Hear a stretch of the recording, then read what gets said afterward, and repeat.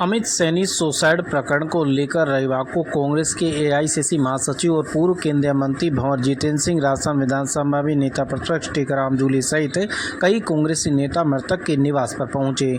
उन्होंने शोकाकुल परिजनों से मिलकर गहरी संवेदना व्यक्त की और इस दुखद घटना पर चिंता जताई। भंवर जितेंद्र सिंह ने कहा कि यह केवल एक परिवार की नहीं बल्कि पूरे समाज की पीड़ा है। उन्होंने मांग की कि इस मामले की निष्पक्ष और उच्च स्तरीय जाँच होनी चाहिए ताकि सच्चाई सामने आए और दोषियों को सजा मिले। क्या कहना है भंवर जितेंद्र सिंह और टीकाराम जूली का। पहले तो मैं आज सांत्वना प्रकट करने के लिए हमारे माननीय टीकाराम जी जूली साहब, जो हमारे नेता प्रतिपक्ष हैं, इसके साथ साथ हमारे जिलाध्यक्ष जी और सभी हमारे नेतागण आए हैं। और बहुत ही दुख की बात है कि अमित सैनी को जिस तरह से पुलिस ने उसको डराया, धमकाया, मारा, पीटा, उसकी मानसिक ऐसी हालत खराब कर दी कि उसको सुसाइड करना पड़ा। और इससे ज्यादा प्रमाण कुछ नहीं है कि अपने हाथ से वो लिख के नाम लिख रहा है कि इन लोगों ने हमें मुझे मारा है, पीटा है, और उसको झूठ उठाने के लिए, उसकी बात झूठ बुलवाने के लिए उन्हें उसके ऊपर प्रेशर डाला है इसके अंदर। और अभी तक हैरानगी की बात यह है कि अभी तक पुलिस ने एफआईआर लॉन्च नहीं करी है उन दोषी व्यक्तियों के खिलाफ। तो आप देखिए क्या राज चल रहा है।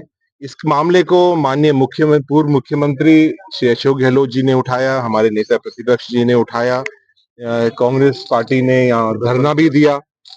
और इस मामले को सिर्फ यही नहीं, धरने से ही नहीं, इसकी लड़ाई विधानसभा के अंदर, लोकसभा के अंदर और बाहर रोड के ऊपर कांग्रेस पार्टी लड़ेगी और इसको न्याय दिलवाएंगे इस परिवार को। अभी लोग की बात कर लेंगे, लेकिन मैं ये कहना चाहूंगा कि यहाँ के जो माननीय विधायक हैं, यहाँ के जो माननीय सांसद हैं, यहाँ के और भी जो नेता हैं भारतीय जनता पार्टी के, उनको आगे पहल लेते हुए इस तरह का जो मामला हुआ है उसके ऊपर उनको कार्रवाई करनी चाहिए थी।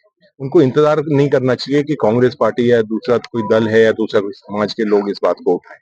उनकी जिम्मेदारी बनती है, जनता ने उनको वोट दिया है, उनकी जिम्मेदारी बनती है कि वो इस परिवार को आके सांत्वना दें। और जो दोषी पुलिसकर्मी हैं उनका ट्रांसफर नहीं, उनको सस्पेंड नहीं, उनको नौकरी से बाहर निकालना चाहिए। पूरे अलवर का मामला है, हर व्यक्ति का मामला है, हर बुजुर्ग का है, नौजवान का है। ये सिर्फ कोई आप एक समाज से नहीं जोड़ सकते हैं। एसएचओ मेरे से ही मिले थे, किसी और से नहीं मिले। और जो थाने जो है उसके अंदर गांव की जोड़ने का जो लेटर था वो कई दिनों से पेंडिंग था, मैं नहीं था, वो लेके वो आए थे, इसलिए मेरे से मिले।